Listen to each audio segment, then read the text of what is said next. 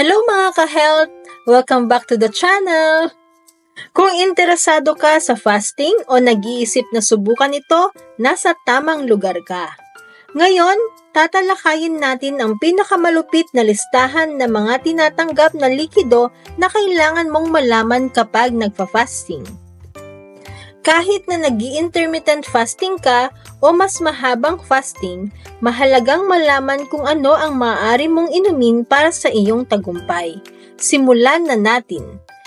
Una, tubig. Ang tubig ang iyong pinakamabuting kaibigan sa kahit anong panahon ng fasting.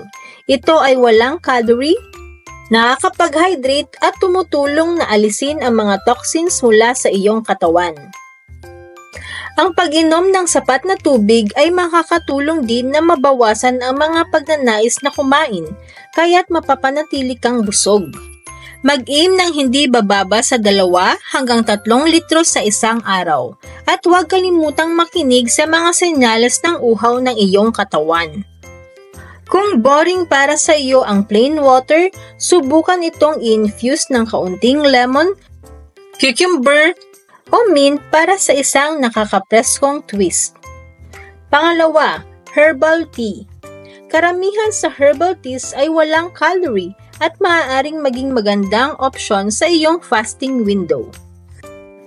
Sila ay may iba't ibang lasa at maaaring magbigay ng nakakapag-relax na epekto. Ang ilang teas tulad ng green tea o ginger tea ay nag-aalok pa ng mga benepisyo sa pagtaas ng metabolismo. Tiyakin lamang na iwasan ang mga may dagdag na asukal, mataas na calorie na sangkap. Kaya, kahit na chamomile, peppermint o hibiscus, magsip ka ng walang guilt. Pangatlo, itim na kape, ang energizing elixir. Susunod ay ang itim na kape sa isa pang paborito sa pag-fasting. Ang itim na kape ay hindi lamang walang calorie kundi puno rin ng antioxidants.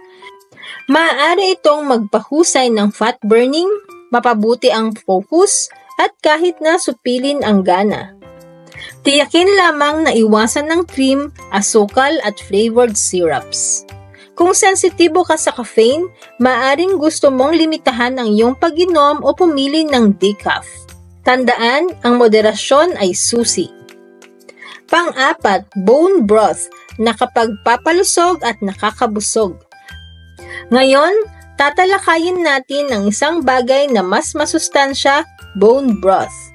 Ang bone broth ay isang nutrient-rich na likido na gawa sa pag-simmer ng mga buto at connective tissues. Mababa ito sa calorie, ngunit mataas sa minerals at collagen, kaya't ito ay isang mahusay na opsyon sa pag-fasting, lalo na para sa mas mahabang fasting. Makakatulong ang bone broth sa pagpapabuti ng kalusugan ng bituka at mapanatili kang busog. Mag-ingat sa mga brand na may dagdag na preservatives. Madalas, ang homemade ay ang pinakamainam na pagpipilian. Panglima, electrolyte drinks, panatilihing hydrated. Habang maraming sports drink ang punong-puno ng asukal, may mga zero-calorie electrolyte options na makakatulong sa pagpapanatili ng iyong hydration levels. Sa panahon ng fasting, lalo na sa mahabang fasting, maaaring mawalan ng iyong katawan ng electrolytes, kaya't mahalagang mapunan ito. Hanapin ang mga produkto na may natural na sangkap o isaalang-alang ang paggawa ng sarili mong electrolyte drink gamit ang tubig, isang kurot ng asin, at konting lemon. Pang-anim, apple cider vinegar, isang maasim na tonic. Habang hindi mo dapat inumin ito ng diretsyo, dahil sa asidikong katangian nito, ang paghahalo ng isang kutsara sa isang baso ng tubig ay maraming benepisyo. Maaari itong makatulong sa pag-regulate ng blood sugar levels, tumulong sa digestion, at kahit nasupilin ang gana. Tandaan, ang moderasyon ay susi. Ang sobrang suka ay maaring makasira sa iyong tiyan, kaya't magsimula sa maliliit na dami at tignan kung paano ito tumugon ang iyong katawan. Pang-7, coconut water. Ito ay mababa sa calorie at puno ng electrolytes.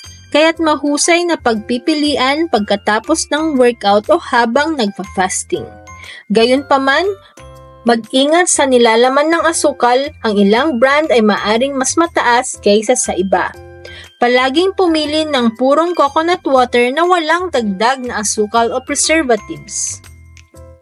Pangwalo, sparkling water, isang masayang alternatibo.